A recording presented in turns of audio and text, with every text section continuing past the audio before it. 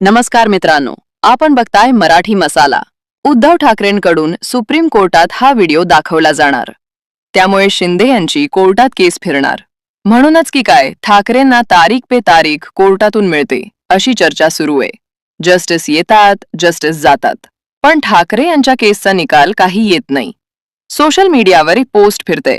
डॉक्टरांना हात जोडून विनंती आहे की जेव्हा एखादा जज आजारी पडेल तेव्हा त्यांना औषध देण्याऐवजी पुढची तारीख देऊन टाका, तरच देशाची न्यायव्यवस्था सुधारेल.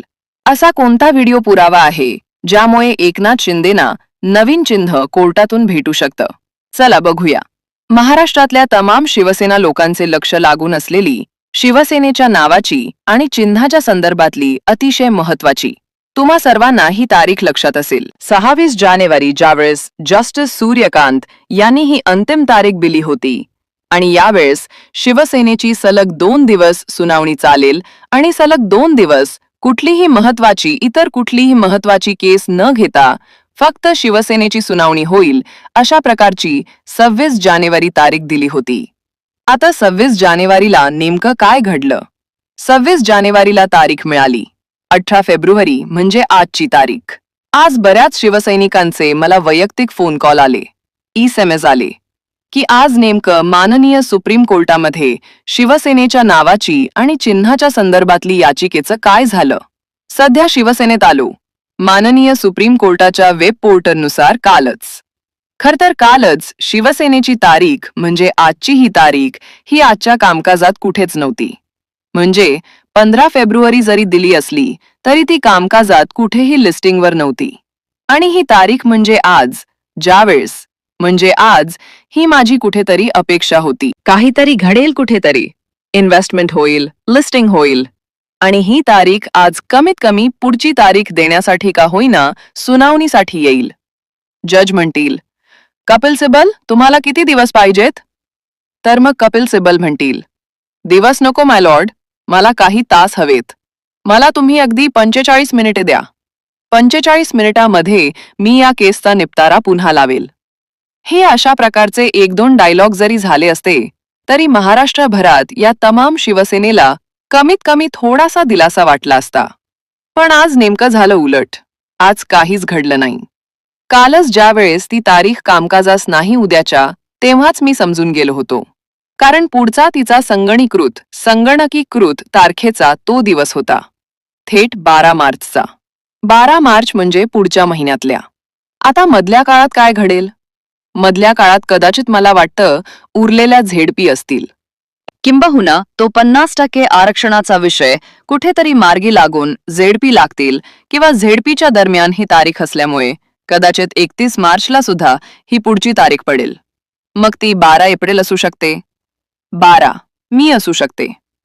कुठल्या वर्षाची हे मला नाही माहीत, पण शिवसेनेच्या तारखा या येत नाहीयेत हे आपण स्पष्टपणे पाहतोय. आता खरं तर आभार जस्टिस चंद्रचूड यांचेच मानावे लागतील. कारण त्यांच्या 2-2.5 वर्षाच्या काळामध्ये आपण सर्वांनी पाहिला, कमीत कमी म्हणजे त्याच्यावर निकाल लागला नाही, पण कमीत कमी काही तारखा त्याच्यामध्ये सुनावणीला आल्या.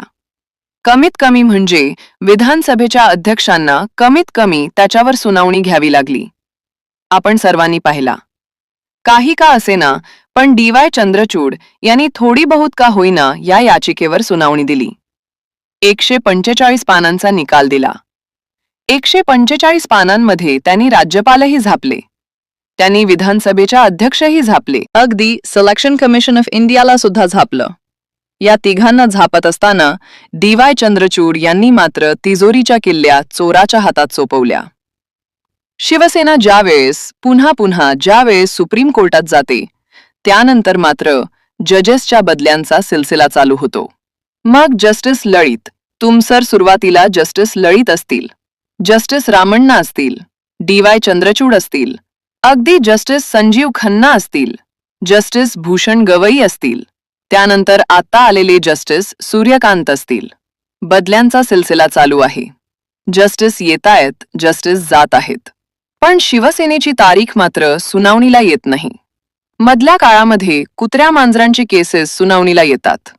अगदी समलैंगिक लोकांची ती त्या विषयांवर सुद्धा सुनावण्या होतात. पण शिवसेनेसारखी म्हणजे देशामध्ये ही लिटमस टेस्ट आहे, ही सुरुवात आहे. आम्ही जात्यात पडलेलो आहोत, बाकी सारे सुपातमध्ये आहेत. या देशाची लोकशाही जगेल की मरेल याचा पहिला या शिवसेनेच्या केसवर होणार आहे आणि याचाच दाखला पुढच्या सर्व केसेसला दिला जाणार. त्या केससाठी मात्र कुणाकडेही वेळ नाही.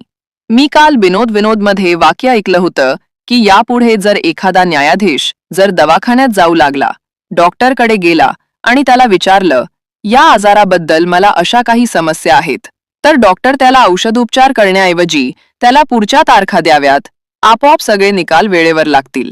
म्हणजे एखाद्या गोष्टीचं महत्त्वच कमी झाल्यानंतर म्हणजे आज मीडिया त्याची साधी दखल सुद्धा घेत नाही. म्हणजे विचार करा, इथपर्यंत लोकांनी सुद्धा विचार करायचं सोडून दिलं. लोकांना समजून गेलं की या देशामध्ये न्यायव्यवस्था जिवंत आहे का मृतावस्थेत पडलेली आहे माहित नाही. पूर्वी असायचे लोक म्हणायचे, तुला कोर्टात पाहून गेलं म्हणजे किती विश्वास असायचा कोर्टाचा.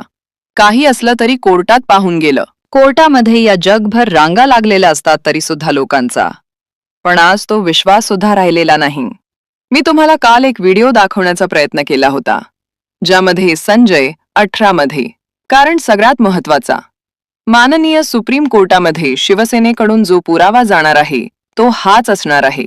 शिवसेनेची घटना आणि शिवसेनेच्या घटनेप्रमाणे आणि राज्य इलेक्शन आयोगाच्या चुनाव आचार, तुमच्या राष्ट्रीय कार्यकारिणीच्या बैठका आणि त्याप्रमाणे त्याचे काही नोंदी हे आवश्यक असतात. त्या दोन्हीतला एक व्हिडिओ मी तुम्हाला काल दाखवला होता, पण मी तुम्हाला त्यातले काही क्षण दाखवतो. त्या क्षणांमध्ये तुम्हाला स्वतः एकनाथ शिंदे सुद्धा त्या शिवसेनेच्या राष्ट्रीय कार्यकारिणीच्या बैठकीत बसलेले दिसतायत. तो व्हिडिओ जर तुम्ही पाहिला नसेल तर हा व्हिडिओ एकदा पहा. या राष्ट्रीय कार्यकारिणीच्या कार्यक्रमाच्या प्रमाणात येथे शिवसेनेचे राष्ट्रीय कार्यकारिणीला सुरुवात होते आहे. मुख्य निवडणूक अधिकारी ॲडव्होकेट बाळकृष्ण जोशी यांना विनंती करतो. निवडणूक आयोगाच्या निदर्शनाप्रमाणे प्रत्येक राष्ट्रीय पक्षाला दर 5 वर्षांनी निवडणूक घेणे बंधनकारक आहे. त्याप्रमाणे शिवसेना पक्ष यांनी माझी निवडणूक अधिकारी म्हणून नेमणूक केली. त्यानंतर मी निवडणुकीचा कार्यक्रम जाहीर केला.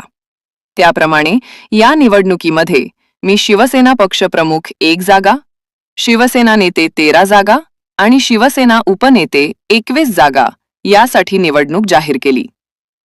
इथे जाहीर करतो की शिवसेना पक्ष प्रमुख म्हणून एकच पद आहे आणि त्या पदासाठी एकच अर्ज आलेले आहेत आणि त्यानुसार माननीय श्री उद्धव बाळासाहेब ठाकरे हे शिवसेना पक्ष प्रमुख म्हणून निवडून आले आहेत असे मी जाहीर करतो. आपल्याकडून अपेक्षा करतो ह्या ठरावाच्या बाजूने तुमचं मत हात वरती करून प्रकट करा. मी आभारी आहे. न्यायव्यवस्थेला जर स्वतःची गरिमा, स्वतःचा आब राखायचा असेल तर न्यायव्यवस्था, ह्या देशी न्यायव्यवस्था जी अंतिम घटका मोजत आहे, ती न्यायव्यवस्था कदाचित एक तरी तारीख अशी येईल. आता उद्धव साहेब अगदी विनोदाने म्हणाले होते, केसचा निकाल लागेल 50-60 वर्षानंतर लागेल, तेव्हा लागेल पण निकाल लागेल. पण ज्यावेळेस शिवसेनेची याचिका खऱ्या अर्थाने सुनावणीला येईल त्यावेळेस हे व्हिडिओ, त्याचबरोबर त्याचे दस्तावेज जे आपण इलेक्शन कमिशन ऑफ इंडियाकडे सादर केले होते, त्याच्यावर इलेक्शन कमिशनर इंडियाचा तो ठप्पा आहे. त्यांच्याकडे सगळ्या आपण पोच पावत्या केलेल्या आहेत. खऱ्या अर्थाने शिवसेनेकडे राष्ट्रीय कार्यकारिणी त्यावेळेस जवळपास 9% होती. 3-4% इकडे तिकडे हल्ली होती. तुम्हा सर्वांना ह्या संदर्भात काय वाटतं? आपण सर्वांनी त्यावर व्यक्त व्हावं. पाहूयात पुढची तारीख केव्हा असेल, काही बदल होतायत का, अगोदर येतेय का, त्या संदर्भात मी तुम्हा सर्वांशी बोललो.